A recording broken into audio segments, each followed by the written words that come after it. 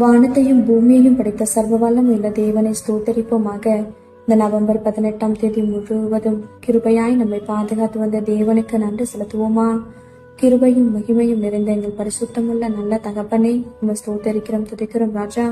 இந்த இரவு நேரத்திலும் உண்மை நோக்கி பார்க்கக்கூடிய கிருபையை கொடுத்ததற்காக நன்றி தகப்பனே.